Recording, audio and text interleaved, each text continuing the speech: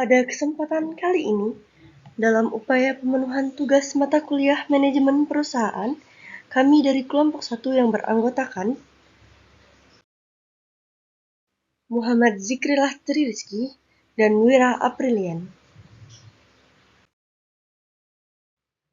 akan menjelaskan beberapa topik manajemen perusahaan. Yang pertama yaitu pengertian manajemen. Manajemen adalah suatu proses yang melibatkan perencanaan, pengorganisasian, pengarahan, dan pengendalian sumber daya dan aktivitas dalam suatu organisasi. Ini adalah disiplin yang berfokus pada bagaimana mencapai tujuan organisasi dengan cara yang efisien dan efektif. Kemudian ada pengertian menurut para ahli. Menurut Frederick W. Taylor, salah satu pendiri aliran manajemen ilmiah, mendefinisikan manajemen sebagai ilmu yang menentukan secara ilmiah tugas-tugas dan kewajiban yang harus dilakukan untuk mencapai efisiensi tertinggi dalam produksi.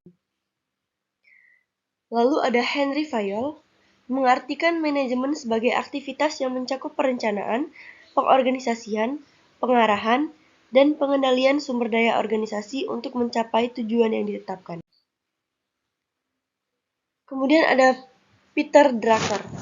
Drucker mengatakan bahwa manajemen adalah proses perencanaan, pengorganisasian, pengarahan, dan pengendalian aktivitas organisasi agar mencapai tujuan tertentu.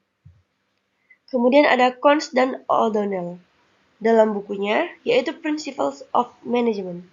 Cons dan O'Donnell mendefinisikan manajemen sebagai proses perencanaan, pengorganisasian, pengarahan, dan pengendalian upaya sumber daya organisasi dan aktivitas lainnya untuk mencapai tujuan organisasi secara efektif dan efisien. Lalu ada Mary Parker Follett. Menurut Follett, manajemen adalah seni mendapatkan hal-hal yang dilakukan melalui orang lain. Ia menekankan kolaborasi, partisipasi, dan manajemen berbasis kelompok. Selanjutnya ada aliran ilmu manajemen, yang meliputi aliran ilmiah, aliran administrasi, aliran perilaku, aliran manajemen kuantitatif, aliran hubungan manusia, aliran ilmu sosial, aliran kualitas total, dan aliran inovasi dan keunggulan bersaing. Aliran ilmiah ditemukan oleh Frederick W. Taylor dan berfokus pada peningkatan efisiensi dengan menggunakan metode ilmiah untuk mengukur dan mengelola kinerja pekerja. Aliran perilaku menyoroti peran manusia dalam manajemen dan mengeksplorasi psikologi, motivasi, dan dinamika kelompok dalam pengambilan keputusan. Selanjutnya ada aliran administrasi, dikembangkan oleh Henry Fayol dan menekankan prinsip manajemen umum seperti perencanaan, pengorganisasian, pengarahan, dan pengendalian. Lalu ada aliran manajemen kuantitatif, menggunakan pendekatan matematika dan statistik untuk mengambil keputusan manajemen yang lebih tepat. Kemudian ada aliran hubungan manusia, menekankan pentingnya hubungan sosial di tempat kerja dan dampaknya terhadap kinerja organisasi. Aliran kualitas total, menekankan pentingnya kualitas produk atau layanan, serta keterlibatan seluruh organisasi dalam mencapai kualitas yang tinggi. Aliran ilmu sosial, mengintegrasikan konsep dari ilmu sosial seperti sosiologi dan antropologi dalam manajemen organisasi. Dan yang terakhir yaitu aliran inovasi dan keunggulan bersaing, berfokus pada inovasi strategi kompetitif dan pengelolaan perubahan dalam menghadapi lingkungan bisnis yang dinamis.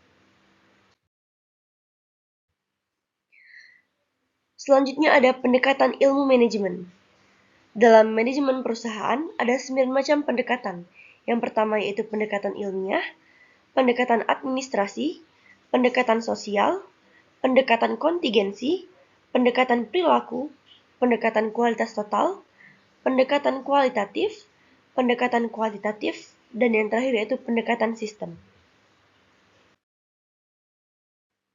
Adapun kesimpulan dari penjelasan materi tadi, yaitu dalam dunia bisnis yang kompetitif, manajemen yang efektif dapat menjadi pembeda antara keberhasilan dan kegagalan sebuah perusahaan. Perencanaan, pengorganisasian, pengarahan, dan pengendalian adalah 4 fungsi dasar dari manajemen perusahaan. Setiap fungsi memiliki peranan penting dalam mencapai tujuan dan mengelola sumber daya perusahaan dengan efisien dan efektif.